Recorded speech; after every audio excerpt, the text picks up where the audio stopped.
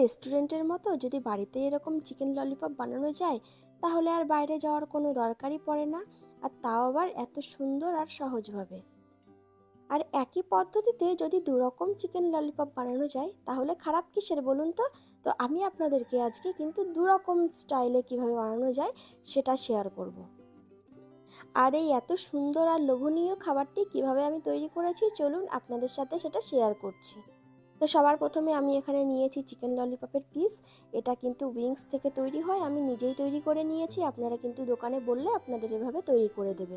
তো আমি এটা একটু ভিনিগার দিয়ে মেখে রেখেছিলাম। তারপরে দিচ্ছি এখানে আদা রসুনের পেস্ট আর সামান্য পরিমাণে একটু জিরার গুঁড়ো। আপনারা এটা নাও দিতে পারেন, একদম অপশনাল। আর এখানে আমি দিচ্ছি ঝালের জন্য একটু শুকনো লঙ্কার গুঁড়ো।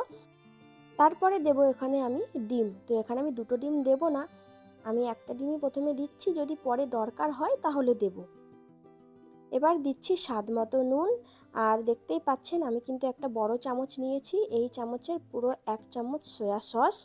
আর দিচ্ছি এখানে সামান্য পরিমাণে একটু চিলি সস, আর এটা হচ্ছে গ্রিন চিলি সস, আমি রেড চিলি সস এখানে ব্যবহার করিনি। তারপরে দিচ্ছি একটু টমেটো কেচাপ।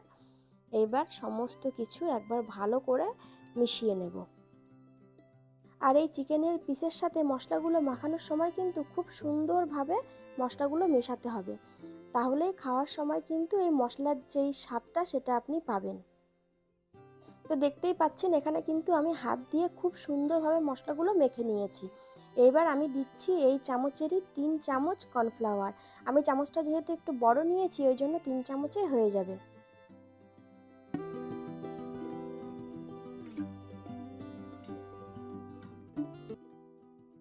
এইবার আমি দেব এই চামচেরই পুরো 2 চামচও নয়, ওই 1.5 চামচ মতো একটু ময়দা।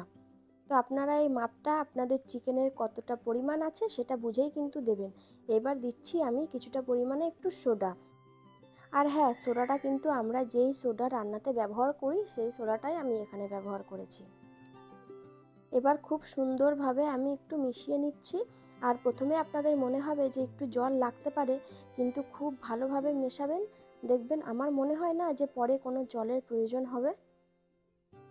আর মাখানোর পরে যদি আপনাদের মনে হয় যে সামান্য পরিমাণে একটু জল লাগতে পারে তাহলে আপনারা অবশ্যই সেটা অ্যাড করতে পারেন। তো এখানে দেখতেই পাচ্ছেন চিকেনের পিসগুলো আমি ভালোভাবে মাখিয়ে নিয়েছি, কিন্তু রঙটা অতটা ঠিক ভালো হয়নি। তো এখানে আমি দিচ্ছি সামান্য পরিমাণে একটু ফুড কালার। তো আপনারা যদি কালারটা অ্যাভয়েড করতে চান তাহলে কিন্তু আপনারা কালারটা না দিতেও পারেন। আমি দিয়েছি যেন রঙটা একটু ভালো হয়, আর এটা কিন্তু কোনো ক্ষতি করে না। খুব সুন্দরভাবে মেশানোর পরে দেখুন কত সুন্দর লাগছে দেখতে। এইবার আমি এগুলো ঢেকে রেখে দেবো ফ্রিজে। আপনাদের কাছে যদি সময় থাকে তাহলে অবশ্যই কিন্তু আপনারা রাখতে পারেন, না হলে আধা ঘন্টা মতো রাখলেই হবে। তো আমার কাছে সময় ছিল ওই জন্য আমি প্রায় 2 থেকে 3 ঘন্টা মতো রেখেছিলাম ফ্রিজে। এবার চলুন মেইন যে প্রসেসটা আছে সেটা আপনাদেরকে দেখাই। তো এখানে কিন্তু তেল অলরেডি আমি গরম করতে বসিয়ে দিয়েছি আর গরমও হয়ে গেছে। এবার এক এক করে আমি চিকেনের পিসগুলো ছেড়ে দেবো। আর চিকেনের পিসগুলো যখন ছাড়বেন তখন কিন্তু আঁচটা থাকতে হবে মিডিয়াম টু লোয়ের ভেতরে। আর যদি আপনারা হাই দিয়ে রাখেন তাহলে কিন্তু চিকেনের পিসগুলো ওপর থেকে লাল হয়ে যাবে আর ভেতর থেকে কিন্তু কাঁচা থেকেই যাবে। তো আস্তে আস্তে আঁচে আমি অনেকক্ষণ ধরে ভাজা করে নিয়েছি। এবার আমি এগুলো একটু উল্টে দিচ্ছি, আর আস্তে আস্তে মিডিয়াম টু লো ফ্লেমে এটা ভাজতে হয়, তাহলেই ক্রিস্পি হয়। আর রঙটাও দেখুন খুব সুন্দর হয়েছে কিন্তু। তো আস্তে আস্তে উল্টে পাল্টে এটা একটু সময় নিয়ে ভাজতে হবে। তো এখানে কিন্তু চিকেনের পিসগুলো ভাজা হয়ে গেছে, এবার আমি এক এক করে তুলে নেব। আর আমার মনে হয় আপনারা কিন্তু ভিডিওটা দেখে বুঝতেই পারছেন যে কতটা ক্রিস্পি হয়েছে।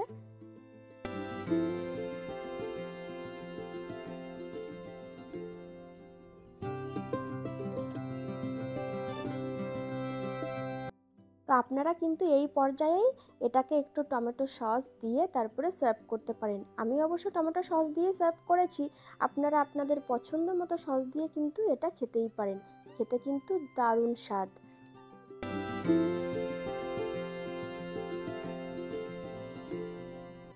তো এইবার আমরা যেই পদ্ধতিতে সবসময় খেয়ে থাকি, চলুন সেটাই আপনাদেরকে শেয়ার করছি। তো এখানে আমি দিয়ে দিচ্ছি তেল। যেই তেলে আমি চিকেনটা ভেজেছিলাম সেখান থেকে একটু তেল দিয়ে দিয়েছি। এবার আমি কিছুটা পরিমাণে আদা আর রসুন কুচি দিয়ে দিচ্ছি। এটা সামান্য পরিমাণে একটু নাড়াচাড়া করে এইখানে দিচ্ছি আমি এবার বেশ অনেকটা পরিমাণে পেঁয়াজ কুচি। এবার আমি ওই মিনিট খানেক মতো একটু নাড়াচাড়া করে নেব, হালকা একটু রঙটা চেঞ্জ হওয়ার জন্য। কিছুক্ষণ একটু আমি নাড়াচাড়া করে নিয়েছি।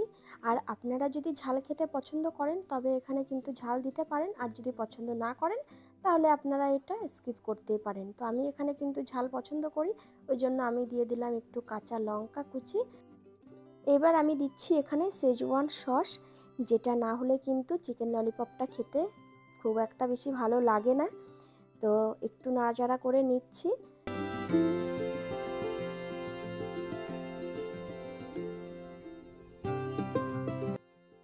আমি কিন্তু ওই 30-40 সেকেন্ড মতো একটু নাড়াচাড়া করে নিয়েছি শেজওয়ান সসটা দেওয়ার পরে। এরপরে আমি এখানে দিচ্ছি হচ্ছে সয়া সস। তো আপনারা কিন্তু পরিমাণ মতোই দেবেন। এখানে আমি দিচ্ছি টমেটো কেচাপ, তারপরে দিলাম কিছুটা পরিমাণে একটু চিনি। এবার সমস্ত কিছু ভালোভাবে একটু নাড়াচাড়া করে নিচ্ছি। তারপরে এখানে দেখতেই পাচ্ছেন আমি কর্নফ্লাওয়ার একটু জলে গুলে নিয়েছিলাম, সেটাই দিয়ে দিচ্ছি। এটা গ্রেভিটাকে একটু থিক করবে। সমস্ত কিছু ভালোভাবে একবার মিশিয়ে নিয়ে এবার আমি চিকেনের পিসগুলোকে দিয়ে দিচ্ছি।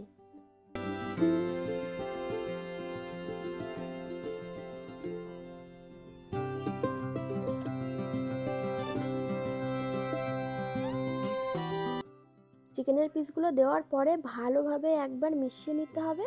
ব্যাস, তাহলেই তো রেডি আজকের আমাদের চিকেন ললিপপ। তো এখানে কিন্তু সার্ভ করার জন্য একদম রেডি। চলুন আপনাদেরকে সার্ভ করে তারপরে দেখাচ্ছি। তো এখানে একটু ভালো দেখানোর জন্য আমি উপর থেকে একটু সাদা তিল দিয়ে দিচ্ছি। এটা কিন্তু খেতেও অনেক ভালো লাগে। তো আপনারাই দেখুন কতটা সুন্দর লাগছে দেখতে আর কতটা লোভনীয়। যেরকম একটা দেখতে লোভনীয় সেরকম কিন্তু এটা খেতেও। তো আমি তো বানিয়ে খেয়ে নিয়েছি, আপনারাও কিন্তু বাড়িতে অবশ্যই ট্রাই করবেন। আপনারা কিন্তু অবশ্যই কমেন্ট করে জানাবেন কে কে এভাবে বাড়িতে ট্রাই করেছেন, আর কার কার এটা খেতে ভীষণ ভালো লাগে। তো আপনারা কে কেমন খেতে পছন্দ করেন, এরকম জুসি টাইপের ললিপপ না এরকম একদম ক্রিস্পি ভাজা করে? তো আপনারা কিন্তু অবশ্যই জানাতে ভুলবেন না। আর যদি আজকের রেসিপিটি ভালো লেগে থাকে তাহলে অবশ্যই একটা লাইক শেয়ার কমেন্ট করবেন। আর আমার চ্যানেলটিকে অবশ্যই আপনারা একটু সাবস্ক্রাইব করে দেবেন। আর যদি ফেসবুক থেকে দেখে থাকেন তাহলে অবশ্যই একটা ফলো করে দেবেন। তো চলুন দেখা হবে নেক্সট ব্লগে। টাটা।